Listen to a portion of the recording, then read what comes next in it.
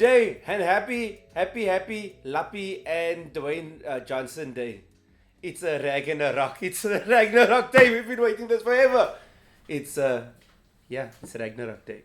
Yes, if you have been like me, you've been waiting for this game for a very long time. By a very long time, I mean since 2018. So go out there and tell us what you think of like God of War. What did you call it? It's Lappy and Dwayne Johnson. Lappy and Dwayne Johnson. Ragnarok. It's time for the news, and EA announced that they have a 3-game deal with Marvel, and the first one is going to be Iron Man, and that's like totally different to Insomniac and Sony doing Spider-Man and Wolverine and Square doing that failed Avengers game. So like, who would you like to see? Like, which superheroes do you want in a game? I want a Hulk game, but I don't want a Hulk game. There was a movie that The Rock made with the monsters, the 3 beasts. What is that? Do you remember? Rampage. I want Rampage, but with the Hulk. So basically, you must just like destroy everything. Destroy everything and everyone. I want the Hulk to be the bad guy in the thing. Because like the Hulk is already strong. Like, how much stronger can you make him? I'm trying to think of who are the superheroes. Batman's. No, but Marvel. It must be Marvel. Marvel. We have Spider-Man. We have Wolverine. I want Miss Marvel. You want Miss Marvel? Yeah, because just before you fight the superheroes, then the Adhan goes, and then you must break to make Maghrib before you go out and fight. That's the kind of... I want representation in my games. Muslim people must also stop fighting. You must go fight crime. Yeah, that you must be like, wait, I must go make salah. Sorry, quickly. And before I rescue people, my older brother must come with, because we must have... A mahram. It's important that these things are included. Representation matters. Then also, if anyone tells you video games are pointless, show them the next clip. NASCAR driver Ross Chastain used the trick that he learned playing a game in 2005 for the GameCube. He was on playing NASCAR, he learned the trick, and he pulled it off in the last lap maneuver to secure himself a spot in the Champions Finals. This was amazing. Did you watch it? You obviously watched it. I saw it and I was like, this brother's a mole knight. It's quite simply like he was like, you know what, no? I'm just gonna die. And you only learn stuff like that from playing games where you go, I'm gonna take it to the end. Whatever I got to lose, it's just a game. Yeah, if it works, it works. If it doesn't, I look stupid. And also those NASCAR cars fall apart all the time. Yeah, so it's like, what? Look, like, you would have been kicked out in any case, so it's like, might as well try. Anyways, the people over at top10casinos.com did a little study to calculate how much the main characters from the Mario franchise would pay. And among the details, they used the occupation and salary in USD, and like other real life comparisons, man. So like, this is the list. Where is this? Can you see this? Where is this? Is it here? Why is it not opening? Where are you? Technical issues here. Okay, so we go and see because it's very far away. Must we bring it closer? Yeah. Okay, we're gonna bring it closer to discuss. What's happening, guys? What's happening to the show? This is the first episode. We don't have Saidi, and now we're dealing with this. Damn it, Saidi would have had it together. So anyways, at number 1, that's Waluigi. Corruption wins, guys. This is what you must know. The thieves are always gonna prosper. Number 1, top of the list. And then Wario is number 2. I don't know, like what do they even do? What is their job? Crime! It's like what Mario is doing, but with crime. But like, look at, Waluigi is now like 7 million, Wario is like 2 million. And then Princess Peach is like $475,000. Like, you're a princess, you must have more money. But like, that's the thing, we know the royals from like the British royals, right? And we go, oh, they got money because they're the royals. The Queen owned at one point 1/6 of the earth. But then you have Jeff Bezos, who owns much more money. So, royalty is not tops, capitalism is. And then look here, at number 9. Wait. Then, who was 5 there? 5 is, no, 4, tied for 4 is Bowser and Donkey Kong. Like 2 animals. Bowser is basically like an animal. And then at number 9 is Mario. He's topped even by Pikachu from a different franchise. Pikachu is just an electric rat. So like, he's a plumber. Like, do you know how much plumbers charge people? But also the thing of, he has so many games. He's been on all the stages. He's collected all the coins. And Pikachu has made more money than him. Just do the crime, guys. Do the crime. Or Luigi is more rich than Mario by a milestone. Robbing people gets you further in life. Okay, wait. Now I must put the laptop back. Okay. I think that's the... It's not a laptop, it's a teleprompter. It's a teleprompter, it's not a laptop. Brad is right. Okay, so today we're gonna do something a little different for like our coffee segment because Saeed doesn't want to be on camera, and so we got somebody to send in the way they like to have the coffee. But right now we're going to Vietnam to see how coffee is made from our good friend Anwar. Vietnam has some of the best coffee in the world. Here's how I get mine.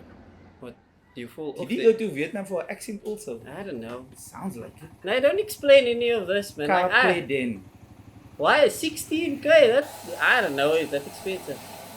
You can WhatsApp that number. Askat you can, but what is that a falafel? Do you want good coffee from places that make street food also? Iffy. Like I always see this now when they make like fancy coffee at like the coffee places, and I'm like, I can't do this at home. I'm too tired.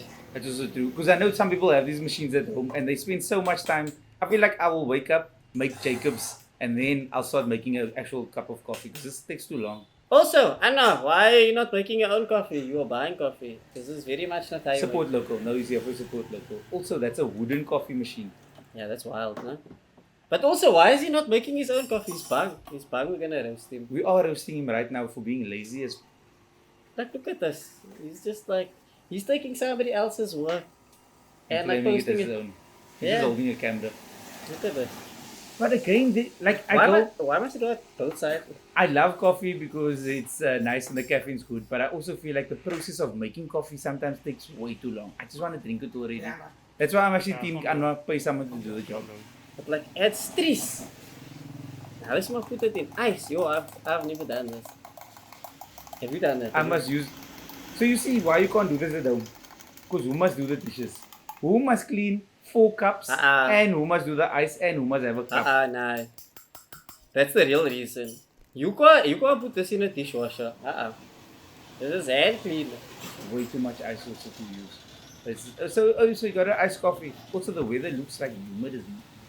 Look at that. Oh, there's a straw. Look at that. But it's a quite cup though because it comes with a bag holder. No, that's like smart. Like, why don't we have stuff like Because this? you're not gonna burn your hand when you hold it. Also, 16, 18, was it that when racism was rife?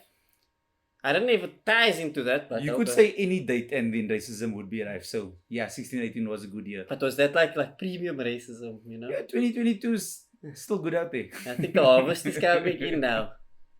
And anyways, like that's us. That's roasting coffee rice. from Vietnam, guys. Go to Vietnam for the coffee. Yeah, it's not expensive there. Just the flights and like the accommodation. But I mean, Also, what is I must tell you about the time I had coffee out of a bum of an animal, but that's another story. what? It's Game of the Year, and we are finally in the 1990s, and we struggled to pick a game. Yeah, we had Super Mario World, Final Fantasy 3, Monkey Island, and a whole lot more dropped this year. So tough choices. But Chip and Dale was the game that we played in that moment. We enjoyed this like in the moment it was happening. We had the cartoon, we had the game at the same time. Do you know how wild it was? That's why we chose Chip and Dale Rescue Rangers as our Game of the Year. This game is a straightforward platformer. Walk, jump, duck, throw stuff, beat the enemies straight. Plus it had 2 players so your friends they can't say that you keep the control from them, you know? Your friends who say that you keep the control from them. You could also pick up your friend and throw them. That was the best. This is where the co-op era was beginning. Like you and your brother could play together and finish it. Oh, I was so excited. Teamwork. Nice. Nice. You finish the game while your brother does all the hard work. That was essentially my job. Just stand at the back. What do you need? Yeah, take this. That's like emotional support. Like you just like I'll just not die. I'm the Labrador. Anyways, this game also had a story, like an episode of the show. You need to find a missing cat, find out it's a distraction because they kidnapped Gadget, who was being kidnapped by Fat Cat. It's very simple. Maybe don't body shame the cat. I don't even remember the story though. Do you? No one really remembers the story. Actually, we all remember the story. The story was the same in every other TV show. this thing happens, that thing happens, that thing happens. The same thing. Power Rangers, same episode all the time. Knight Rider, same thing every time. Baywatch, the same thing every time. Every episode was the same. No, except Power Rangers when the Green Ranger showed up, and that was wild. But that's a story for another game. And one thing I do remember about this game is it was like lots of fun. It was also challenging, but like not hard. You must understand that games are still like a novelty. Not everyone had a console, so a game you can play with a friend, it was big. You know, you had a bra and you can play 2 players. Yo, that's amazing. And just on that fact of not being able to save, that was the worst. Because you could play for like 6 hours. 6 hours on a game, not be able to save. And when you put off, it was gone. And you had to put it off because the adapter would get hot. Yeah. I did it so much. Yeah. But I mean, like, the game captured the platforming experience with that 90s Disney magic. It was like a marriage on console. I feel like a marriage is a long leap for a metaphor you're going for. But it really was straightforward. But it understood the assignment, selling 1.2 million copies worldwide in the 90s. Yeah, but I like that. That's wild. Million. It also placed 71st on IGN's 100 greatest NES games of all time. For context, there are there's a total of 716 known licensed games that were released on the NES during its lifespan. Right? 716. And this place number? Like 71. That's good. That's also wild because we used to get 1,000 in once when clearly there weren't 1,000 games. Okay, but anyways, like, this is just like, it's great memories from a simple time. And no responsibilities. No. No debit orders. No people phoning you, no spam calls, no nothing. That's why I like Chip and Dale Rescue Rangers. Always live in our hearts. Now, for a quick break, we bring you Gaming Law. The unwritten, unspoken laws of games that we don't question, we just accept and abide. This one dates back to the age of couch co-op, specifically co-op platformers. Whoever has the least lives, like, or health, they get shotgun on like what the next pickup. So let's say you're playing Contra, Metal Slug, even Chip and Dale, right? And you got the Qui-Gon in Contra. You already got the Qui-Gon, you got the spread. And you see the there's a best gun fire in the one. game. Yeah, you see the fire. Don't go for the fire. Give it to your brother. You can only pick it up if it's going to disappear and that they can't get it. So if someone's fall and I go, I know you're not going to get it, I'm just going to take it for me. Other than that, you must wait. Yeah, don't be swag. Do the right thing. And thank you. That was all for Gaming Law. Now go back to the regular viewing and don't pick up with your friends. So, unlike a lot of the other games we've covered, Chip and Dale doesn't have the same lasting legacy. And we know this wasn't even the first Disney game. But I think this was the one that just got it right. The 90s was like Disney's golden age. They dropped some of the best films out there. They also dropped some of the best games. I'm going to go with that. They had to have video games, of course. Like, I mean, video games are picking up. You have to have your tie-ins. And for the most part, they actually were bangers. The Lion King. Banger. What a great game. Aladdin. Banger. Another winner. The Little Mermaid. Banger. Toy Story. Banger. Hercules. Banger. All of them had games and all of them were top tier. Disney would have made these regardless, but Chip and Dale's success, I think that was like a big part that like fueled them to make good games. Also, Chip and Dale was a series that got made into a game. Yeah, that's Those were true. other movies that got made into it. Yeah. The amazing thing was all these games were great in their own right. They kept them simple. They did what they knew best. I mean, they all like platformers with like similar mechanics, you know, you jump, run, pick up the free lives, all of that. But somehow they like still felt true to like the movie counterpart or the TV counterpart. It didn't feel like it was like cut and paste. They also felt like they also had an 8-bit version of the soundtrack in the game. This is another thing I loved. And the games were difficult. Even Rescue Rangers, guys, children, they didn't care about the children when they made those games. They were like, yo, children must catch their pains. Why must they make it so hard? Yeah, nah, that was on purpose, you know that. Like back in the day, people could rent games from video shops. That was a thing, you know? Do you remember video shops? I do remember. Back in the day, we had to go to the shop to rent movies, but you could also just rent the game because you couldn't just stream. Now you click, it's there. The the whole movie, like the whole blockbuster or Mr. Video or whatever you want to call it, is now here Click. on the buttons. Back then, you go to the video shop and then it's so not there. Then you must wait until the brand brings it back. Anyways, developers knew this. Like they knew like, okay, you're gonna rent it for like a day or so. So they made the games hard. So like either you have to rent it multiple times or you have to give in and buy it. This is the real reason conspiracy. This is the real reason Conspiracy. piracy, not even conspiracy. This is my conspiracy theory on the piracy. This is why it happened. This is why it will happen. That and money. It's expensive. But like, it's just despite this. Like these games are so great. Like everyone felt so like rich and exciting.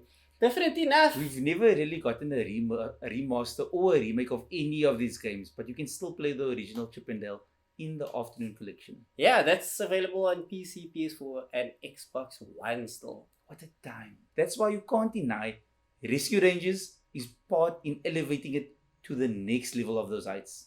And no, it's true. Like if you think about it, like if it failed, no, then they might have been like, whatever, we're not gonna make another game. And that's why like Rescue Rangers will always live in our hearts.